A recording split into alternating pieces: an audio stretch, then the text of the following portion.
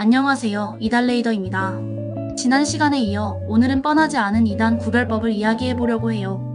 저는 오늘 한때 이단 단체를 경험했던 사람으로서, 그리고 지금은 그곳에서 나와 신앙을 다시 붙잡아가고 있는 사람으로서 진심을 담아 이 이야기를 나누고 싶습니다.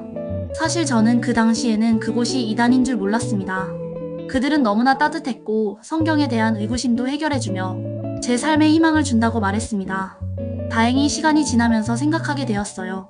복음과 조작은 한 끗 차이더라고요. 그리고 저는 그 모든 과정 속에서 저 스스로 생각하는 힘을 잃어가고 있었다는 걸 알게 되었는데요. 세뇌에 빠지기 전에 이단 구별법을 통해서 생각하는 힘을 기르시길 바라겠습니다. 뻔하지 않은 이단 구별법 9가지. 성경 중심인가, 사람 중심인가? 이단은 겉으로 보기엔 성경 이야기를 정말 많이 합니다. 이야기 속에서 성경 말씀이 기본인지 사람의 생각이 기본인지를 보아야 하는데요. 그분을 믿어야 한다. 그분이 아니면 진리를 제대로 이해할 수 없다. 그분이 곧 재림주다. 이런 말들은 사실 처음에는 드러나지 않습니다. 이야기를 하다 보면 서서히 그 내막이 드러나게 되죠. 그리고 어느 순간부터 예수님보다 그분 말씀이 더 쉽게 와닿지 않아요? 라는 식으로 생각의 중심을 슬쩍 바꿔버립니다. 그 사람이 대단해 보일 수는 있지만 그 사람은 결코 진리 자체가 아닙니다. 진짜 복음은 그 누구도 중심에 세우지 않습니다. 오직 하나님, 오직 말씀, 오직 예수 그리스도가 중심이 되어야 합니다. 성경 공부의 시작 이유와 목적을 확인할 것. 혹시 성경 공부 관심 있으세요? 무료로 알려드릴게요. 2시간만 투자하면 인생이 달라져요. 이렇게 친근하게 다가오는 분들 요즘 정말 많습니다. 길거리에서, 직장이나 학교 앞에서, 심지어 교회 청년부 모임을 가장해서도 접근합니다. 만약 그들이 우리의 신앙을 돕고자 한다면 왜 공부를 권하는지, 그 목적이 무엇인지 분명히 설명해줘야 합니다. 그들에게 이와 같이 질문해봅시다. 왜 저에게 성경 공부를 권유하시나요? 이 공부를 통해 제가 하나님과 더 가까워질 수 있나요? 여기서 말하는 복음은 성경의 어떤 부분에 근거하나요?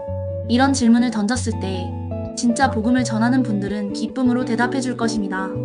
혹여 대답을 피하거나 그건 나중에 알려드릴게요. 일단 와보세요. 하며 질문 자체를 묻어버린다면 어떤 목적으로 다가왔는지 생각해봐야겠죠? 최종 목적이 무엇인지 반드시 확인할 것. 이단의 무서운 점은 처음엔 정말 괜찮아 보인다는 것입니다. 가족 그 이상으로 아껴주고, 상담도 해주고, 심지어 밥도 사주고, 교회 같은 커뮤니티보다 따뜻하게 느껴지기도 할 텐데요. 그럴수록 이런 말을 주의해야 합니다. 이건 가족에게는 말하지 마세요. 지금은 이 말씀을 전할 때가 아니에요. 때가 차야 해요. 교회는 다 부패했어요. 우린 진짜 교회예요. 그 모임은 신앙에 도움이 안 되니까 가지 말라는 등 다른 사람들로부터 고리시키려 한다면 생각해 보아야겠죠? 처음엔 그냥 권유였지만 점점 강요가 되고 그 강요가 세뇌로 바뀌어 간다면 이건 신앙이 아닙니다. 명심하세요. 요즘 이단들이 쓰는 핵심 문장들 나날이 발전합니다. 요즘 개독교라고 욕먹는 게 이상하지 않아요? 부패해서 그래요. 그래서 저희는 다른 방식으로 성경 공부해요. 이 시대엔 누군가 진리를 새롭게 풀어줘야 하지 않을까요? 마지막 시대에는 예수님이 다른 모습으로 오신다고 하셨잖아요. 이건 절대 말하지 말고 저희끼리만 공부하는 거예요. 이런 말을 한다? 이단이라고 생각하셔도 되겠습니다. 말투는 부드럽지만 그 속엔 아주 정교하게 짜인 논리가 들어있습니다. 그리고 그 논리는 성경을 왜곡하고 생각하지 못하게 만들죠. 우리는 진지하게 생각해봐야 할 것 같습니다. 가족과의 관계를 단절시키는 모임인가? 이단 단체들은 종종 가족과의 관계를 단절시키는 방향으로 유도합니다. 가족은 너의 신앙을 방해하는 존재다. 진정한 가족은 이곳에 있다는 식으로 말하며 기존의 가족관계를 부정하게 만듭니다. 이러한 단절은 개인의 정체성과 정신 건강에 심각한 영향을 미칠 수 있습니다. 가족은 우리의 정체성과 삶의 기반이 되는 중요한 공동체입니다. 이를 부정하고 새로운 공동체로 대체하려는 시도는 매우 위험합니다. 건강한 신앙 공동체는 가족과의 관계를 존중하고 그 관계를 더욱 강화시키는 방향으로 나아갑니다. 가족과의 관계를 끊으라고 요구하는 모임은 반드시 경계해야 합니다. 사명감을 자극하는 말들에 흔들리지 말 것. 이단 단체의 또 하나의 특징은 너는 선택받은 사람이다. 너만이 이 진리를 알았다며 사명감을 부여한다는 점입니다. 이 말은 처음엔 굉장히 감동적으로 들립니다. 엑스트라가 아닌 주인공이라는 생각으로 살게 되는 힘을 주는데요. 이런 생각은 사람을 도파민 상태에 빠지게 하죠. 하지만 이건 매우 교묘한 전략입니다. 선택받은 사람이라는 말로 내 책임감을 부추기고 그 책임을 다하기 위해 내 삶을 점점 그 단체에 바치게 만드는 것이죠. 헌신은 좋은 것입니다.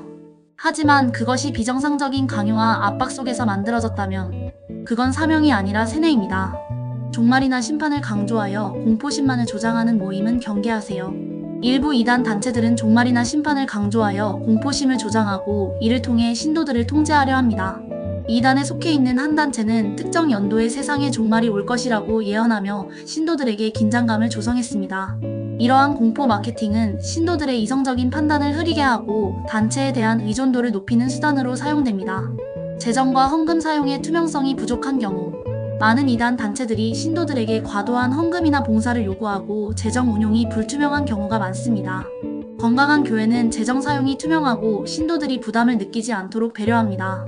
재정 문제에 의문이 든다면 반드시 확인하고 판단해야 합니다. 건강한 신앙은 사랑과 소망을 중심으로 합니다. 비판적인 질문을 막거나 회피하는지 확인할 것. 이단 단체에서는 신도들이 의심하거나 질문하는 걸 꺼려해요.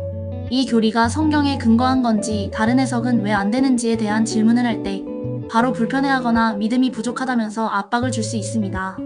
어떤 경우엔 질문 자체를 금기시해서 묻지 말라고 하거나 심지어 벌을 주기도 합니다. 진짜 신앙 공동체는 의문과 질문을 환영하고 왜 그런지 함께 고민하며 답을 찾아가죠. 그래서 누군가가 여러분들의 질문을 막거나 비난한다면 그건 신앙이 아니라 통제일 가능성이 높습니다. 과도한 감정 조작과 죄책감 부여를 하는지 확인할 것. 신도들에게 네가 부족해서 구원받지 못한다. 이 일을 하지 않으면 하나님이 진노하신다 같은 과도한 죄책감을 심어줍니다. 예를 들어 실수를 했거나 의심을 표현하면 너는 믿음이 약해서 천국은 갈 수 있겠어? 라며 두려움과 불안을 조장하는데요. 이런 감정 조작으로 신도들을 계속 붙잡아두고 심리적으로 의존하게 만듭니다. 저는 개인적으로 이 부분이 약해서 혹하더라고요. 진짜 건강한 신앙은 죄책감이 아닌 용서와 사랑을 바탕으로 하며 질문과 실수를 성장의 기회로 여깁니다. 따라서 신앙생활 중 불필요하게 죄책감이나 두려움이 심하게 느껴진다면 그 공동체를 다시 한번 점검할 필요가 있습니다. 이단을 이기는 힘은 결국 깨어있는 나에게 있습니다. 이단은 단순히 나쁜 단체라 피하면 되지 하겠지만 그들은 내가 혼란스럽고 외롭고 지쳐있을 때를 노립니다. 그래서 더욱 필요한 건 정보도 중요하지만 그보다 깨어있는 마음입니다.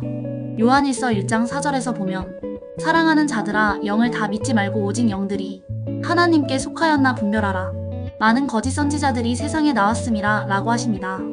사입이던 정통이던 상관없이 확인을 해보는 것이 가장 중요합니다.